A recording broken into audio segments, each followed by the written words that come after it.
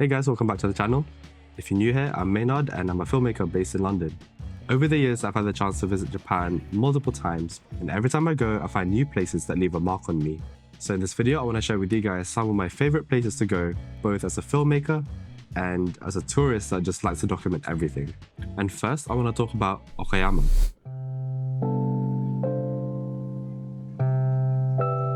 Okayama genuinely surprised me. The main reason that I've been here is for filming, and it ended up being one of the most memorable stops of the trip, especially Kojima Jean Street.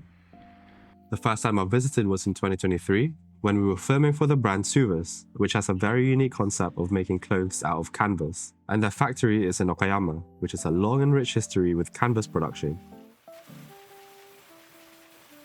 We were here for 2 days, and one of our filming locations was very close to Kojima Jean Street. So after we wrapped, we just explored the whole area. Everything was pretty much closed, but it was still nice to see like the really quiet streets and how everything was laid out. And this was also very eye-opening because I didn't know this at the time, but Kojima is known as the denim capital of Japan, and the whole street is lined with iconic denim shops, each with their own story. We didn't go back to Okayama again until this year, 2025, and this time it was for Lee 101. Unfortunately, I can't show you guys any shots from the project yet, but I did get to explore a little bit more of Kojima and even bought my very first Japanese denim from Blue Trick.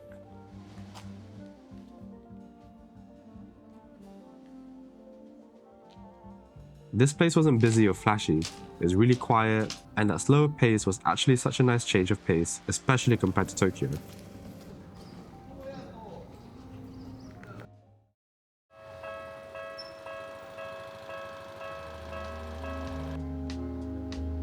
Now next is Yokohama. Located just roughly 30 minutes south of Tokyo, this is the second largest city in Japan, and you can definitely tell that the energy is slightly different to Tokyo, but it's still such a nice seaside city to visit. In 2023, we went here to film Yuki wearing Lee jeans on his motorbike, and one of our locations was in Yokohama Chinatown.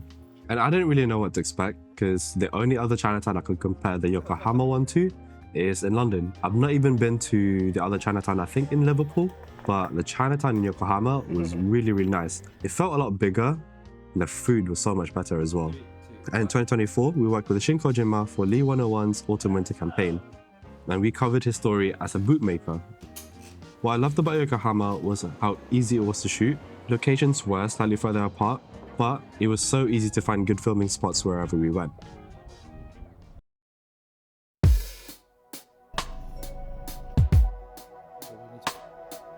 Now to change things up a bit, I want to talk about Kyoto. Kyoto was a nice change of pace, and one of the main reasons is because this trip was just with my family and not for work. We spent a few days here exploring temples, side streets, and of course, the food. My girlfriend was pregnant at the time, and so we wanted to do things at a much slower pace anyway. I covered everything we did in Kyoto in a video I uploaded earlier this year, and to sum it all up, Kyoto is probably one of my favorite places I've visited so far. Some of my favorite travel clips came from Kyoto, as I feel like I really captured that feeling of being present.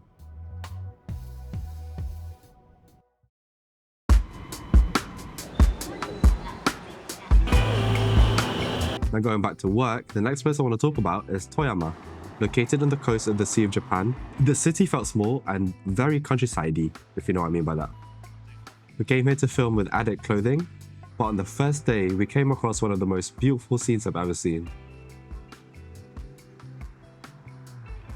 See, we arrived during cherry blossom season, and we walked along this pathway full of cherry blossom trees, and I've never seen colors like that. I was feeling so spoiled because compared to Tokyo, I didn't have to compete with anyone to get photos or videos of the cherry blossom trees. We had all the time to just chill under them and watch the sunset as well. The town really did feel like something out of a Studio Ghibli film, and it was so peaceful and honestly just really pretty. The next day was the actual filming day, and we were just filming in Addict's studio. I'll do a full breakdown of this 2025 trip once all the videos are live, but for now, as soon as we finish that shoot day, we traveled to the last place I want to talk about, which is... I love Tokyo, and I'm definitely a city type of person. That's why I fell in love with London and New York within the first few hours of me being there. And most of my client work in Japan happened in Tokyo since 2023. And in my time filming here, I've found some really good spots. Every time I come to Tokyo, I always stay in between Taito or Sumida City. It's easy, it has quick access to most of Tokyo, and it's also not too busy. It's close to the Sensoji and Asakusa, so the streets nearby are very pretty, and it's easy to find good spots to film. I've managed to shoot quite a few content pieces here, but in terms of work, the biggest project in 2023 was with Cambridge Satchel. I briefly showcased this in an earlier video, and we shot across multiple locations which ended around Shibuya. I generally just love filming in Tokyo. Every station is so different, and every area has its own vibe. And this year on a day off, I got to explore Shimokitazawa, and it was so nice to explore a little bit of Tokyo on my own pace. I even got myself a coffee that cost me £12, and I enjoyed every bit of it. But in general, I just love Japan. I love working there, and every city gave me something different. And being there really just reminds me how lucky I am to be doing what I love doing as my career, which is creating videos and sharing stories. Japan feels like a place where I always feel like I'm both creating and living at the same time. And to me, it's crazy how safe Japan is as a creative. I can literally leave my camera across the street, knowing that it'll still be there when I'm done. Anyway, that's it for this video. Thank you guys for watching. Do let me know your favorite places in Japan as well in the comments. But for now, I'll see you guys in the next one.